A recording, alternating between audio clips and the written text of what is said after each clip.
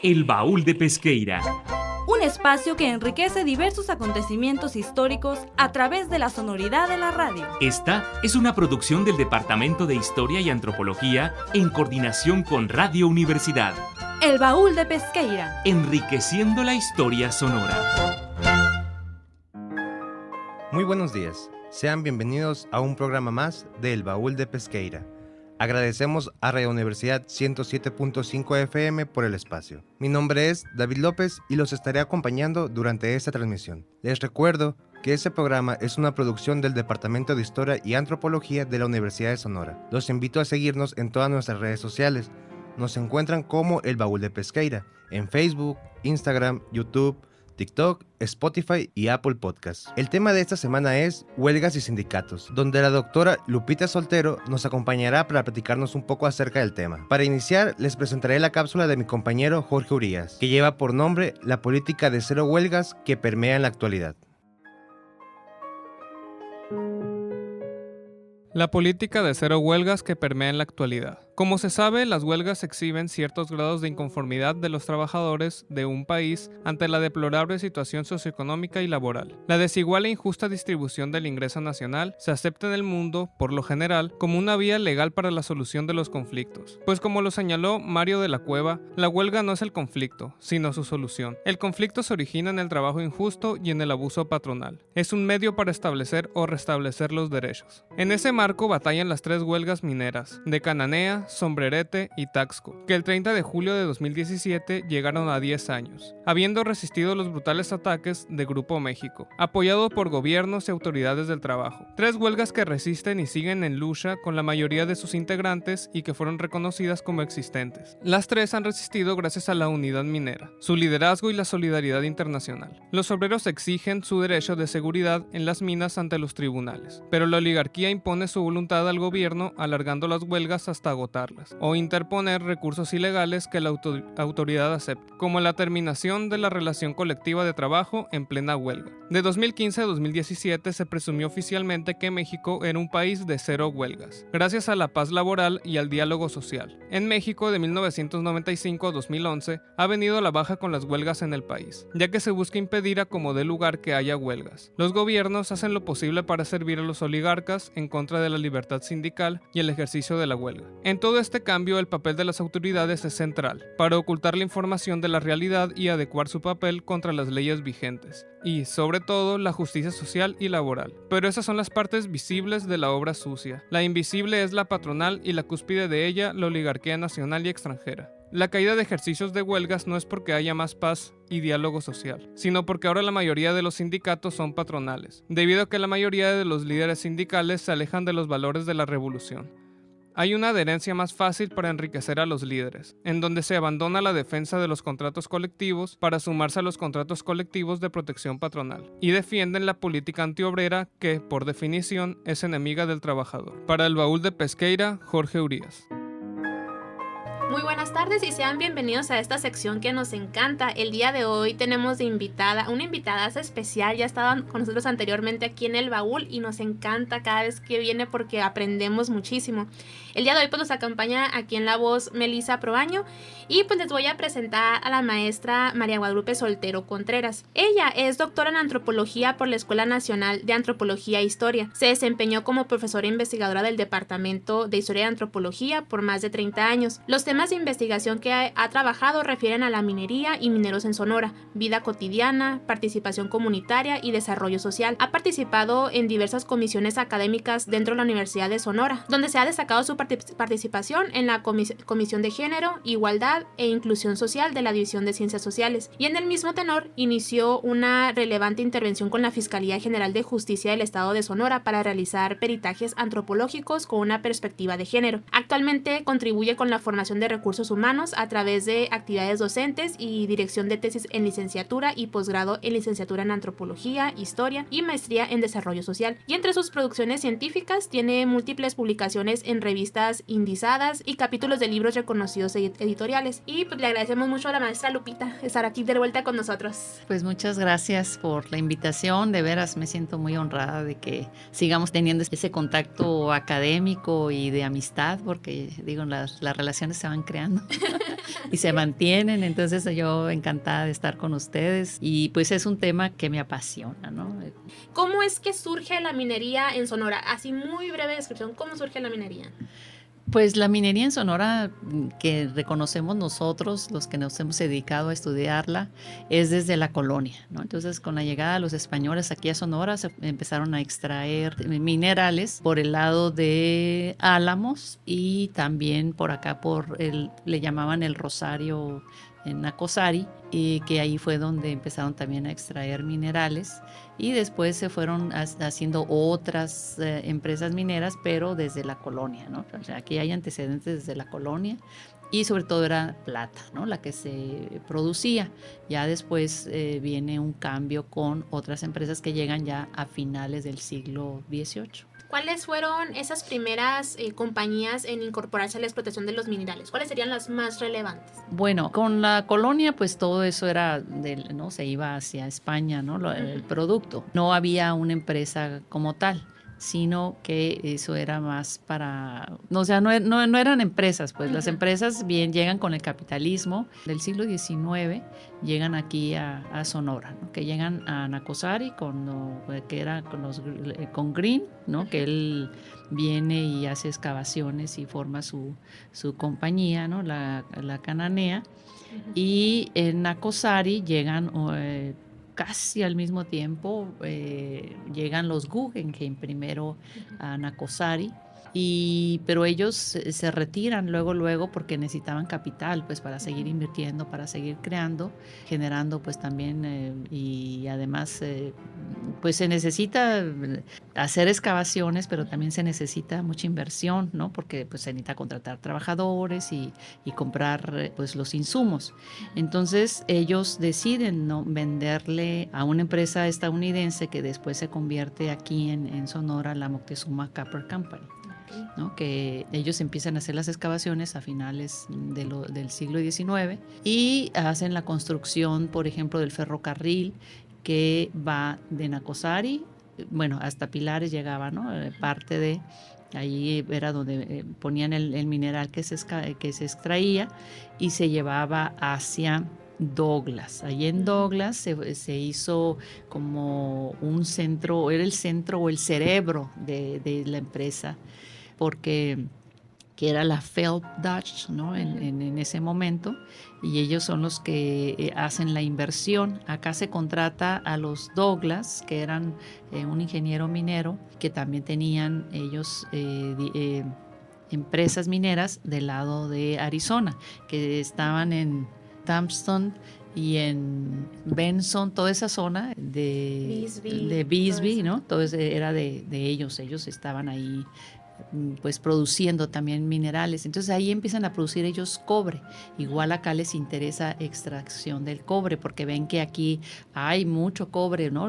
Antes se podía ver los cerros, pues se veían así de un color como azul oxidado, y era, pues ellos decían, no, pues aquí hay cobre, ¿no? Y de muy buena ley, le llaman ellos, la ley, o sea, es la calidad del cobre, ¿no? Qué tan bueno, qué tan mala es lo que hay. Y ellos están aquí hasta 1969 en Nacozari porque pues viene primero con las crisis, que una primero fue el 18, bueno, fue de la Primera Guerra Mundial o la Segunda Guerra Mundial, entonces sí afecta, aunque se necesita el material para producir armamento, el cobre. También luego viene, pues, primero contratas muchos trabajadores y luego pues despides porque ya no son necesarios. Y la crisis de 1929 también afectó a la minería a nivel mundial, porque los precios del mineral se cotizan en las bolsas de valores a nivel mundial y ellos pues bajan o suben los precios según sea la oferta y la demanda. Y en este caso, en 1929, pues cierran, bueno, que fue el 32, 33 aquí en Nacozari, cierran la mina, porque para ellos es inviable seguir produciendo. Cananea tiene otra historia, o sea, Cananea es muy diferente porque, bueno, son otros inversionistas, ahora son los mismos, pero antes eran diferentes, ¿no? Y luego hay una nacionalización de la minería también, que es otra cosa o situación que tiene que ver también con los trabajadores y también con el proceso productivo.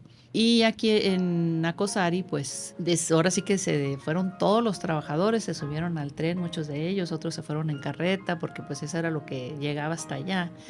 Y muchos de ellos se fueron a sus lugares de orígenes. Por eso es diferente Cananea, porque Cananea, la ciudad, creció alrededor de la mina. Y acá no, acá la mina estaba arriba y la ciudad estaba abajo. Entonces, al cerrar la mina, pues los que están arriba pues no tenían qué hacer, ¿no? ¿A dónde nos vamos? Entonces, las familias que viven ahí se van a diferentes lugares, y mucha gente era de Chihuahua también, ¿no? Porque pues batopilas estaban produciendo también allá en Chihuahua. Y eso es así a grandes rasgos, ¿no? Como la minería ha tenido sus diferentes momentos y diferentes empresas que han estado relacionadas con ese espacio. En el caso de Nacozari, pues la Moctezuma Copper Company, y después llega Mexicana del Cobre, ¿no? Okay. ¿Cómo surge el primer movimiento social en torno a los trabajadores de la mina? Bueno, si ya hablamos porque cuando era la Moctezuma, en 1903 hay una huelga, que fue antes de la 1906, pero no fueron trabajadores mexicanos, sino fueron trabajadores estadounidenses que habían sido contratados para mover el ferrocarril, que ellos son los que se van a huelga. Okay. ¿No? Entonces, y después en Nacozari, con esa empresa no había habido huelga, ya no hubo huelgas sino hasta que llega Mexicana del Cobre, ¿no? Es otro proceso. Entonces, en 1978 hay otra huelga, pero esa es ya con Mexicana del Cobre, pero esos fueron trabajadores que estaban en el proceso de construcción de este complejo minero, que ya es minería a cielo abierto, ya no es minería subterránea. Entonces, estos trabajadores que estaban ahí en la construcción de la mina, ¿no? Se hace, si ustedes han ido o no saben, se hacen así como escalones de los cerros, los van haciendo así como escalones de 15 metros cada uno. Y ahí es donde meten la dinamita a determinada hora, porque también todo eso está programado. Si uno va ahí a ese centro, a ese cerebro que tienen ahí en Mexicana del Cobre, pues ve todas las computadoras que tiene, está computarizado todo eso. Entonces, a tal hora van a poner por ejemplo, era a las 12, ¿no? Cuando yo estuve por ahí, y ponían la dinamita, entonces pues todo el mundo tenía que estar alejado. Luego entraban los yucles, que son camiones así inmensos, ¿no? Y entonces las palas y todo eso llenan los camiones y se van hacia la concentradora. Pero en eso es otro momento, otro tipo de trabajador. Entonces, en la huelga de 1978 eran casi todos trabajadores sin experiencia laboral, más no sin experiencia política, porque muchos de ellos venían de otros lugares. Había gente que por ahí dicen, ¿no? Yo, la verdad, dicen, porque no pude comprobar, porque no me dejaron entrevistar, bueno, no quiso que lo entrevistara a la persona, que decían que venía de la Liga 23 de septiembre, que había estado en la Liga. Y otros tenían ahí una cierta relación con los jesuitas, otros que tenían relación con la izquierda mexicana en ese momento, que era el Partido Comunista. Y llegan a trabajar ahí a la mina, a organizar a los trabajadores. Ellos son los que organizan ese movimiento de 1978, que fue un movimiento que pues, ustedes no habían nacido. Pero llegó el ejército y los saca de ahí y se los llevan al campo militar número 1, ¿no? En avión, se van hacia allá y les prohíben regresar al estado. Unos sí regresaron, otros no regresaron, ya se quedaron por allá en la Ciudad de México, otros pues en otros lugares, ¿no? Se fueron a otras empresas, ¿no? A seguir haciendo su trabajo político. Y ellos pues eran trabajadores que pertenecían a la CTM. O sea, ellos los tenían ahí pues firmados, ¿no? En su sindicato. Ellos querían, su movimiento fue por mejores condiciones de vida, porque además vivían ahí a la intemperie, en casas de campaña. O sea, no tenía infraestructura todavía Mexicana del Cobre ahí en donde es ahora La Caridad, pues no había infraestructura. Entonces así vivían, dice, el agua estaba contaminada, la comida les hacía daño. y por eso ese fue el primer movimiento ya con Mexicana del Cobre, ¿no? Por las mejores condiciones de vida y de trabajo. Y pues los ubican, como no eran tantos trabajadores, pues a ellos los ubican y los llevan los sacan del estado, ¿no? ¿Qué le parece, maestra, si hacemos una breve pausa y continuamos? Activen la campana de notificaciones en redes sociales para estar al día con los episodios del Baúl de Pesqueira. Estamos en Facebook, Instagram, YouTube, TikTok, Spotify y Apple Podcast. A continuación, la siguiente cápsula, a cargo de mi compañera Stephanie Alanis, que lleva por título El Sindicato Minero de 1934. En 1934 se creó el Sindicato Nacional de Trabajadores Mineros, Metalúrgicos y Similares de la República Mexicana, donde se agruparon la mayoría de los núcleos mineros del país. Durante 16 años, hasta 1950, limitó y reguló el poder de los empresarios extranjeros. Se puede decir que el sindicato nació en la ciudad de Pachuca, Hidalgo, donde durante la época novohispana se situaba el Real del Monte, la mina del Conde de Regla y otras minas. Es en esta entidad donde se creó en 1925 la Confederación Minera Hidalguense, pero carecía de la representación de los intereses de sus miembros, por lo que en 1930 se creó la Alianza de Trabajadores Mineros que representaba a los trabajadores del rubro. Con estos antecedentes, en 1934 se fundó el Sindicato Industrial de Trabajadores Mineros, Metalúrgicos y Similares de la República Mexicana, cuando a la Alianza de Trabajadores Mineros se le unieron distintas asociaciones mineras de los 27 estados de la República con el interés de unificar las dispersas fuerzas, conseguir el respeto de las autoridades y empresas ante los trabajadores mineros. En abril de 1934 se llevó a cabo una convención nacional en la que se representaban a un total de 12.256 trabajadores. Con las ideas de Lázaro Cárdenas y con el propósito de mitigar los efectos de la Gran Depresión, se dio lugar a la formación de cooperativas en los fondos abandonados por el capital extranjero. De esta forma se rompería con la dependencia del capital y mercado extranjero. Con este sentido nacionalista, los mineros, al unirse al Sindicato Nacional Minero, se proponían conquistar las reformas establecidas en la legislación laboral: jubilaciones, cajas de ahorros, escuelas, hospitales, indemnizaciones, creación de cooperativas. Se logró la reducción de jornadas laborales a 8 horas con un día de descanso. Se logró un escalafón laboral donde se reconocía la antigüedad de los trabajadores. Las normas de seguridad se volvieron más estrictas y vigiladas. Se estipularon los salarios en los contratos colectivos de trabajo, mismos que se negociaban cada año. Esta es una breve parte de la historia del Sindicato Nacional de Trabajadores Mineros, Metalúrgicos, Siderúrgicos y Similares de la República Mexicana. Un dato que me gustaría resaltar antes de terminar es que en México se celebra el Día del Minero el 11 de julio, día que se constituyó el sindicato. Por mi parte sería todo. Para el Baúl de Pesqueira, Stephanie Alanis. Regresando con la doctora Lupita Soltero con el tema huelgas y sindicatos, ya mencionaba usted ahorita que eran diferentes situaciones por las cuales ellos se levantaron, ¿no? Que se armó este movimiento social, condiciones de vida más que nada, ¿no? Humanas. Pero ¿qué pasa con los riesgos de trabajo? Con las lesiones. Ahí siempre hay accidentes, ¿no? Así tengan ahorita que hay mejores condiciones, ¿no? Laborales y están más pendientes de que no haya accidentes de trabajo. Inclusive les dan premios a las empresas mineras si no tienen, era un casco creo de oro, algo así, por si no había accidentes. Si no lo reportaban también pues a donde tienen que reportar la Secretaría del Trabajo ya, y bueno, ya los hospitales, todo es donde van a veces los trabajadores, pero sí hay como una estadística, entonces ellos tratan de que no haya accidentes, ¿no? Porque pues les perjudica en sus estadísticas. Y regresando a lo de la huelga del 78, pues también, ¿no? Hasta 1920, me voy a regresar, en 1926 se forma pues dentro de la Secretaría del Trabajo, como empiezan a hacer estadísticas de los accidentes de trabajo. Antes no había, entonces, y esos archivos están en el Archivo General de la Nación, donde ya se cuenta con esa información, que hay alguien que se preocupa por los accidentes de trabajo, porque antes pues ni se sabía, entonces ya si uno los empieza a leer, pues ya se sabe, ¿no? De qué se accidentó el trabajador. Y si realmente hay una indemnización o no por ese accidente, ¿no? Porque pues unos fallecían y otros se accidentaban, ¿no? Sobre todo en las minas estas subterráneas. Y ahora en este caso, pues sí hay esos accidentes, ¿no? Yo traté también de buscarlos allí en los archivos.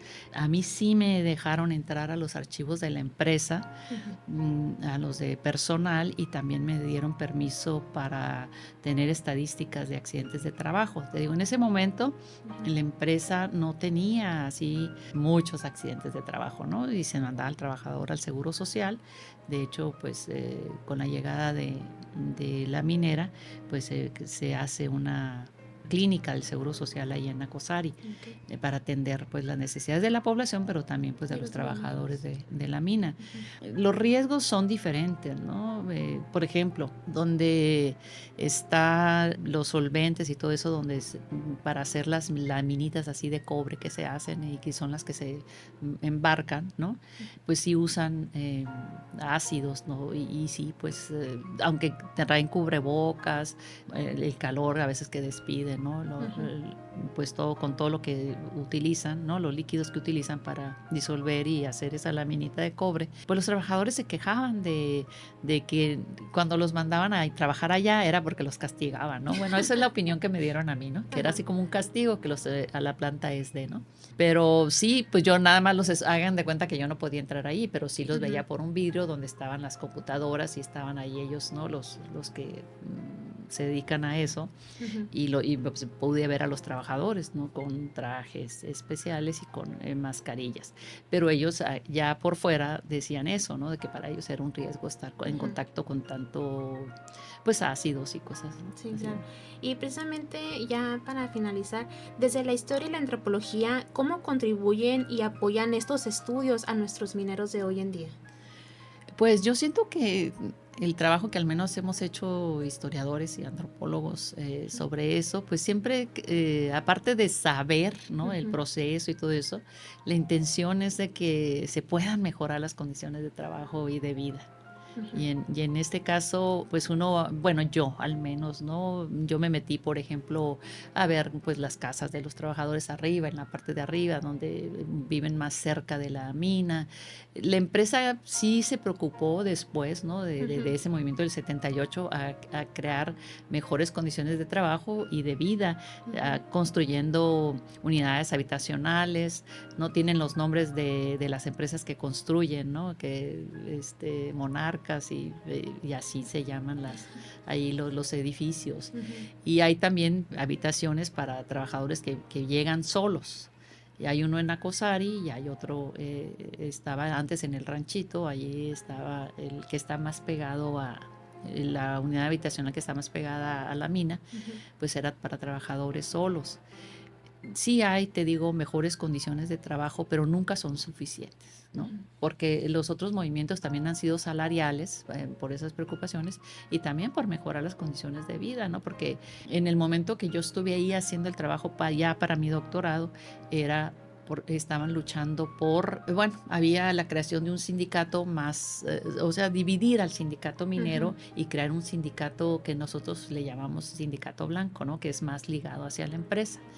Y sí se hizo el intento de hacer eso y no dio resultado inicialmente, hasta mucho después, unos años después, con otra huelga, pues la Mexicana del Cobre y la Junta de Conciliación del Trabajo, de arbitraje, pues deciden ya que no sigan el sindicato minero con su contrato colectivo, porque de cuando la huelga después del 78 dejan el ACTM, ¿no? Y entran a formar parte porque era una de las demandas también, formar parte del sindicato minero, pero le dijeron no, porque ustedes todavía no son mineros, son trabajadores, son obreros. Qué fuerte, ¿no? ¿Cómo hasta dónde va, ¿no? El contrato colectivo, la empresa que te contrata, ahora los outsourcing. Sí. Ahora, y eso es otra parte de la minería, el outsourcing. No, maestra, podríamos hablar y todo, pero acá en cabina nos dicen ya, córtenle. Muy bien, no, maestra, pues le agradecemos mucho su participación, aporte como siempre aprendemos aquí en el Baúl de Pesqueira, y definitivamente la vamos a volver a invitar para seguir hablando de los trabajadores de la mina. A continuación, la cartelera de eventos a cargo de mi compañera Lorena Alvarado. El primer evento es la gran venta de remate de libros de segunda mano. ¿Eres un amante de la historia y de la lectura? la Sociedad Sonorense de Historia tiene una gran sorpresa para ti. Desde el martes 22 de agosto del 2023 vas a poder sumergirte en una gran venta de remate de libros de segunda mano. Es tu oportunidad para encontrar joyas literarias. Esta venta se llevará a cabo en la Avenida Rosales número 123 entre Elías Calles y Monterrey. Y recuerda, el horario de oficina es de 8 de la mañana a 12:30. El segundo evento es la prórroga para el Coloquio Regional de Historia. ¿Eres un apasionado en la investigación histórica? Escucha atentamente. El Coloquio Regional de Historia, un evento académico organizado por los estudiantes del Departamento de Historia y Antropología, ha extendido la fecha límite. Ahora tienes hasta el 18 de septiembre para enviar tus trabajos de ponencias. No pierdas esta oportunidad única de compartir tus investigaciones con la comunidad académica. El tercer evento y último es el Diplomado Historias Conectadas en Perspectiva Global.